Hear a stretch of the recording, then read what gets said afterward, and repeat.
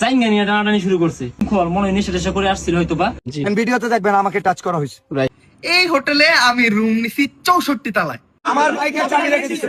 Hello প্রিয় দর্শক, সবাই কেমন আছেন? আশা করি অনেক অনেক ভালো আছেন। বরাবর কথা আবার নতুন ভিডিও নিয়ে এসেছেন। ভিডিওটি সম্পূর্ণ দেখার অনুরোধ রইল। এবং থটস অফ বিলাল ও নাসা ভাইয়ের সাথে কি হয়েছে এবং নাসা ভাই থটস অফ বিলালের সাথে কি ঘটনা করেছে, গাইস ওমর ওয়ান ফায়ার কি বললো তাদের বিষয়ে, এবং চলুন গাইস ভিডিওটি শুরু করা যাক। জাইঙ্গা নিয়ে টানাটানি শুরু করছে। শৃঙ্খল মনে হয় নেশা টেশা করে আসছিল হয়তো বা। উনি আইসে আমিন থাবা দিয়ে ধরছে। গাইস থটস অফ বিলাল আমিনের কাছে কি চাইলো, চলুন গাইস শোনা যাক। জাস্ট আজকে আসি জায়গা কেনার জন্য, তো তোমার জায়গা বের করো। এরপরে আমিন বলল এই জিনিসটা আনতে হলে তো আগে অর্ডার দিতে হবে। ভিডিওতে দেখবেন আমাকে টাচ করা হয়েছে। গাইস যে যাই বলো, থটস অফ বিলাল কিন্তু জাইঙ্গা আনতে যাই আসলেই মাইর খেয়েছে। ভিডিওতে দেখবেন আমাকে টাচ করা হয়েছে। হোটেলে আমি রুম নিছি 64 তলায়।